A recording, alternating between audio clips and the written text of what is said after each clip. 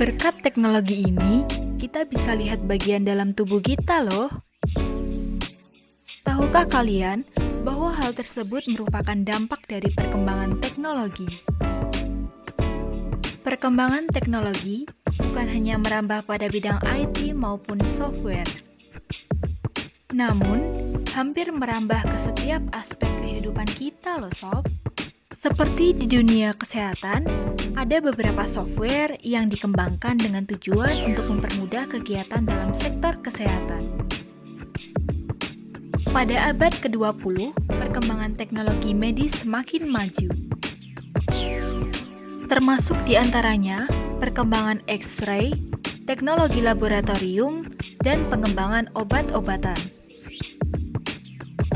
Penemuan antibiotik dan vaksin menjadi tonggak penting dalam pencegahan dan pengobatan penyakit. Nah, buat sobat-sobat nih, kami kasih tahu beberapa alat yang digunakan dan berdampak dalam dunia kesehatan, khususnya dalam bidang terapi wicara. Alat yang pertama yaitu MRI atau Magnetic Resonance Imaging. MRI adalah pemeriksaan medis menggunakan teknologi magnet serta gelombang radio untuk mengidentifikasi kondisi tubuh. Bisa dikatakan, MRI adalah semacam scanner yang mampu melihat hingga ke bagian organ dalam.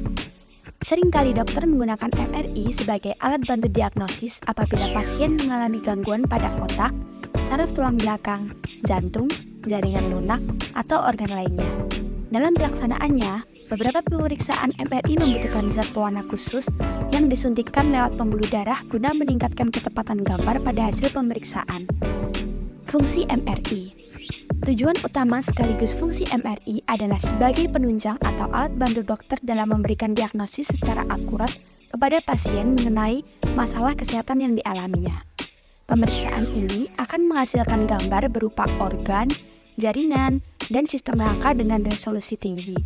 Gambar tersebut dibutuhkan dokter untuk menentukan letak gangguan dan menentukan cara pengobatan paling tepat terhadap pasien, sekaligus mengevaluasi efektivitas terapi. Selain itu, MRI adalah pemeriksaan yang sering dilakukan sebelum memutuskan suatu tindakan. Sebut saja pada organ otak. Hasil yang diperoleh dari MRI dapat digunakan sebagai pertimbangan langkah untuk operasi otak. Keunggulan pemeriksaan MRI. MRI adalah prosedur pemeriksaan dengan teknologi terbaru yang memiliki beberapa keunggulan, seperti yang pertama, tidak menggunakan radiasi. Yang kedua, mampu mencakup sebagian besar tubuh. 3. MRI jarang memunculkan reaksi alergi. Yang keempat, berfungsi untuk melihat penyebaran kanker dan menentukan langkah pengobatan terbaik. Yang kelima, gambar yang dihasilkan cukup jelas jika dibandingkan dengan teknik lainnya. Organ yang dapat diperiksa lewat MRI. Yang pertama adalah tulang dan sendi. Pemeriksaan MRI seringkali bertujuan untuk mendeteksi penyakit atau gangguan pada tulang dan sendi, seperti kanker tulang, infeksi tulang, hingga cedera pada sendi. Yang kedua ada syaraf tulang belakang dan otak. Beberapa masalah kesehatan yang berkaitan dengan syaraf tulang belakang dan otak biasanya membutuhkan MRI dalam proses diagnosisnya. Gangguan tersebut diantaranya adalah stroke, tumor, cedera otak, gangguan mata dan telinga, serta peradangan syaraf tulang belakang. Yang ketiga adalah jantung dan pembuluh darah.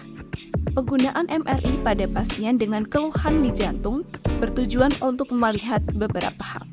Di antaranya adalah ketebalan dan gerak dinding jantung, ukuran dan fungsi pada ruang jantung, serta kerusakan jantung.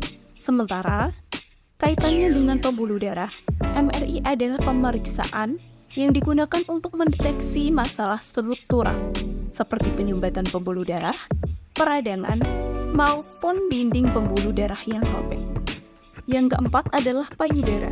Bagi pasien yang berisiko terkena kanker payudara, dokter akan menyarankan prosedur MRI guna mendeteksi sel kanker lebih awal.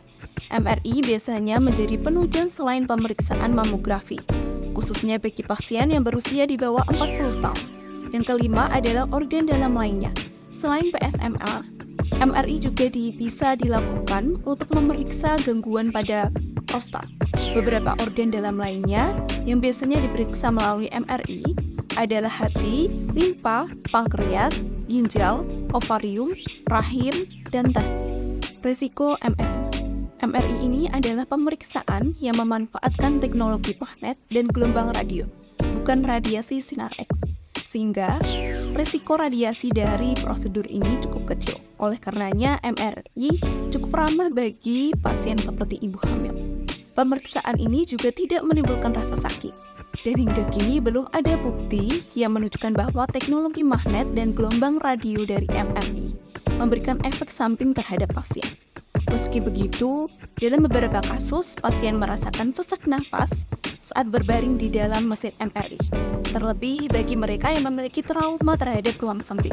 Karena itu, tak jarang dokter memberikan obat penenang sebelum pasien menjalankan MRI.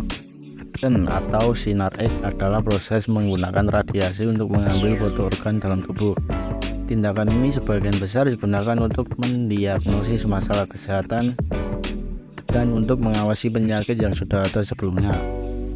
Penggunaan ronsen yang paling umum adalah untuk memeriksa patah tulang, tetapi terdapat jenis ronsen lain yang juga digunakan untuk mengidentifikasi gangguan lain. Jenis ronsen, tindakan pemindahan melalui sinar X ini secara umum dibagi menjadi 3 jenis. Berikut adalah penjelasan jenis-jenis ronsen. Ronsen dada, jantung, paru-paru, arteri, darah, sistem pernapasan, dan kelenjar getah bening semuanya dapat terlihat pada pemindahan dada.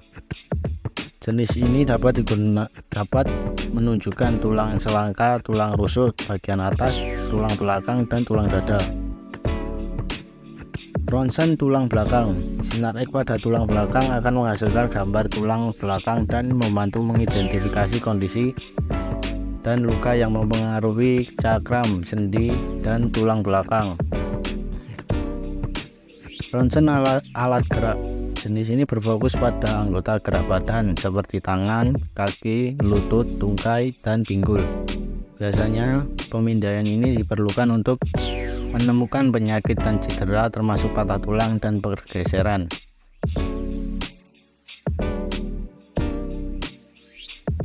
Prosedur ronsen. Prosedur pemeriksaan ronsen dibagi menjadi 3 tahapan, yakni sebelum foto, setelah foto, sesudah foto. Yang pertama, sebelum foto. Kamu dianjurkan untuk berpuasa atau berhenti menggunakan obat-obatan. Kamu juga harus melepas perhiasan atau aksesoris yang terbuat dari logam. Yang kedua, selama foto.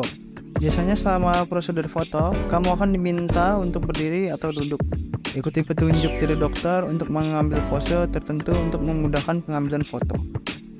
Tahanlah napas dan tetap diam selama pengujian untuk mencegah gambar kabur, kecuali jika diinstruksikan untuk mengubah posisi. Yang ketiga, ada sesudah foto.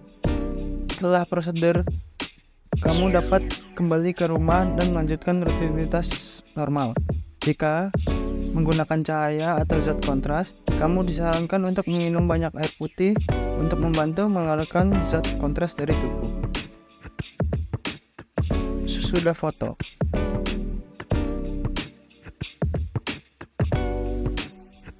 Dari penjelasan kedua materi tersebut, bisa disimpulkan bahwa MRI atau Magnetic Resonance Imaging memiliki fungsi utama sebagai alat bantu dokter memberikan diagnosis yang akurat berupa gambar organ dan sistem rangka dengan resolusi yang tinggi.